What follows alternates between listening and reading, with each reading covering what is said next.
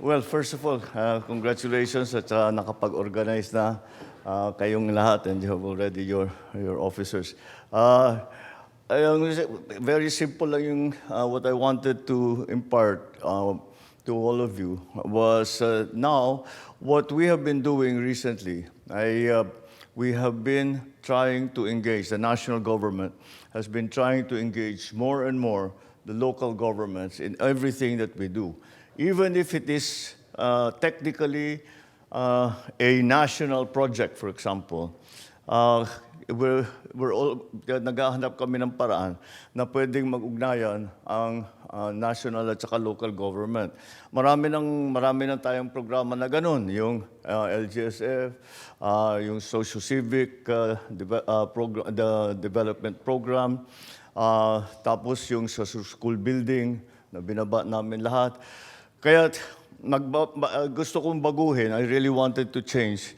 Again, it's because of my experience sa local government. And kung minsan frustrating kasi parang yung national government ayaw makinig sa atin, di ba? At saka kung ano-anong gustong gawin, pero sabi hindi bagay sa amin yan, at saka hindi practical. So that's why we wanted to put in the hands of the local government more, allow you to do more of this of your own initiatives. Because importante yung mga malalaking programa, malalaking project, importante talaga yon. At gagawin ng national government yon. Ngunit, halimbawa, perfect example, yung sa school building. Ako, nung pinag-aaralan namin, sabi ko ang maximum nagagawa ng DepEd sa isang taon. Tinanong ko, sabi ko, ilan ba yan? Ganito lang, ilang libo lang. Sabi ko, ang shortage natin, 160,000. Hindi tayo aabot dyan hanggat buhay pa tayo. Wala na, hindi na natin maabutan yung kung ganyan lang. Kasi yun ang naisip ko. Kasi nung nasa province ako, ano ba yung school building? Kayang-kaya yun by administration. Di ba? At saka hindi ako natatakot. Ito yung biro ko nga sa mga kayo, sa inyong mga local government. Hindi ako natatakot na mapa-flood control yung mga project. Dahil pagka ginawa niya, pagka may nagloko, may nandaya sa project, naku, hindi sila tatagal, hindi kayo tatagal na sisitahin kayo kagad ng mga constituent ninyo. Kasi lalong-lalo na pag eskwela, mga bata yan hindi naman pwedeng basta kung saan nilalagay. So that was my confidence level. Sabi ko, ba't di natin gawin yun? So although technically, the school building program is a national program. So tuloy naman ang DepEd, tuloy ang DPWH, tuloy lahat, pati ang NGO ko na nagtatayo, nagdadagdag ng silid-aralan. Pero sabi ko, ba't di natin magnify yun? Kasi in terms of technical capability, yung pinaka-nahirapan ako nung nasa province pa ako, yung mga pinapagawa ng national government na wala tayong capability, wala tayong skills, wala namang item, walang dagdag na item, walang pondo, hindi nagagawa, in other words. Pero sabi ko, yung pagtayo ng school building, napakasimple lang nun. Napakasimple lang gawin in terms of technical capability. Kahit kamay-kamayin lang yun, kayang-kaya yung two-room na school building, o kahit na yung medyo hanggang second floor, pwede na yun, kaya na yung by administration. So that is what siguro yung tutulungan lang namin. Kaya that allowed us na unahin ang mga 4th, 5th, 6th class na municipality na baka hindi ganun ang kakayahan kagaya doon sa mga mas malalaking bayan, mas malalaking LGU. So that's one of the examples. The other example that we need your help in local government is yung sa healthcare system natin. At marami tayong roll out, pero ang problema, hindi pa alam ng ating mga kababayan na may ganun. For example, yung zero balance billing, nagugulat ako hanggang ngayon kasi panayang sigaw ko na zero balance billing hanggang ngayon hindi pa alam ng marami. yung sa PhilHealth, yung added benefits na linakihan natin yung treatment sa dialysis, sa cancer, sa buntis, lahat ng mga basic na pangangailangan, we increase the coverage. Tapos meron yung may sector ng ang community, yung nagbibigay naman tayo ng allowance na every year 20,000 pesos na free medicine. So, hindi alam ng tao ito. Kasi pupunta pa ako sa hospital, sasabihin sa akin, ay naku, kasi napakamahal ng gamot. Sabi namin, teka, hindi ka dapat nagbabayad ng gamot. So, meron bang ganon? So, dapat ano natin. And all of these funds will go through sa inyo. Sa inyo dadaan lahat ito. So, tiyakin na inyo na mapunta sa tama. Tiyakin na inyo na tama ang pagkagamit, na we have, it is efficiently used, na walang masyadong wastage. Diba? At saka hindi mas mabilis ang paggawa. And all of these other programs were yung sa barangay, yung presidential scholar sa barangay, ayun na nga yung LGSF na binaba natin. Lahat ito dadaan sa inyo. So we have to get it out there, lalo ngayon na taon na nagka-oil crisis sa Iran. Kaya ito, alam naman natin kung anong epekto nan. And nararamdaman na talaga ng tao. Ginagawa na namin lahat. Pero in the end, to identify the most needy in each community, we need you. And then, more than that, kasi kung kaming gagawa, pagpapadala kami ng tao sa bawat bayan, iikot yan, magsasurvey. Usually, mali-mali pang makukuha nila dahil hindi tiga roon. So, we're depending on you for that. But at the same time, not only in terms of making the list, but also yung sa pagbigay ng benepisyo sa ating mga nangangailangan na mga kababayan. So, be conscious that we should now view the national government and the local government as working together as one. Hindi kagaya yung separation noon, national land, hindi wala kaming ano dyan. And that's why pinapalitan namin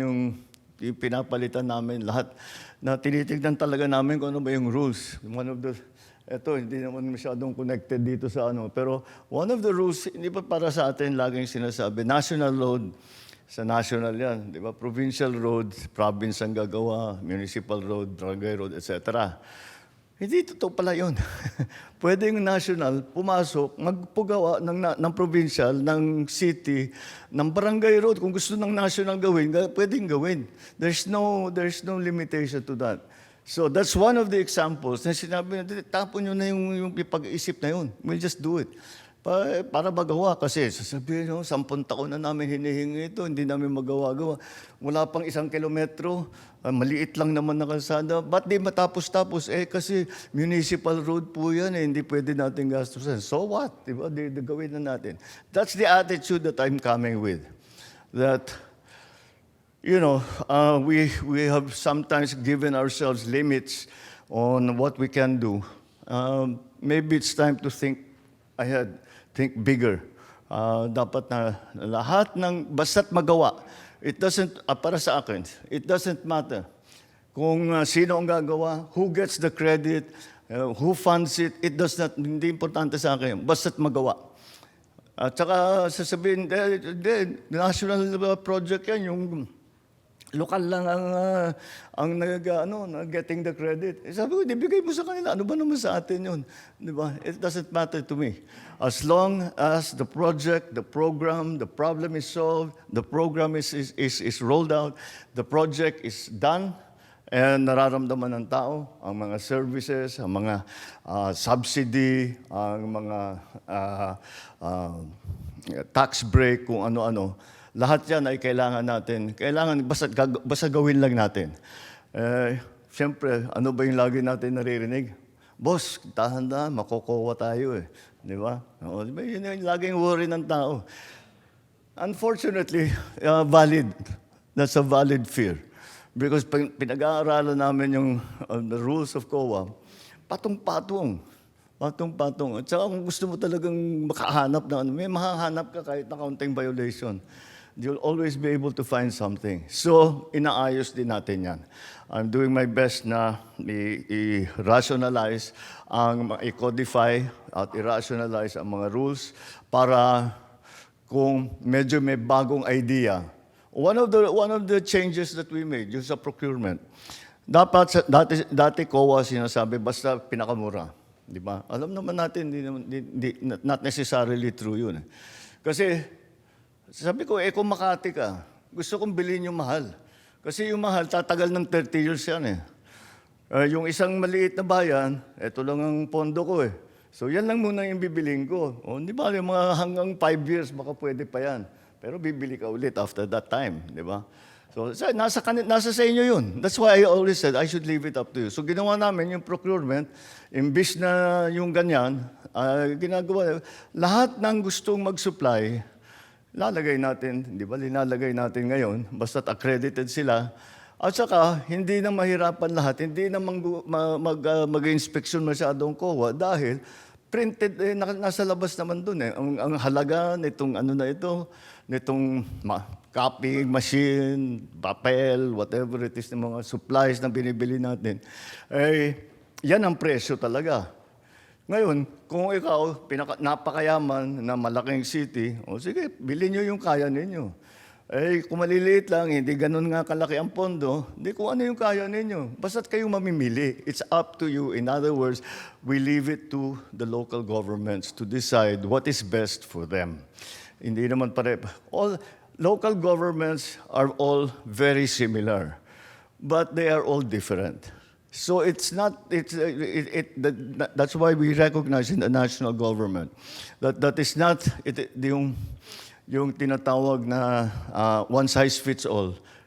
Hindi pa, siyempre kailangan lahat ng healthcare.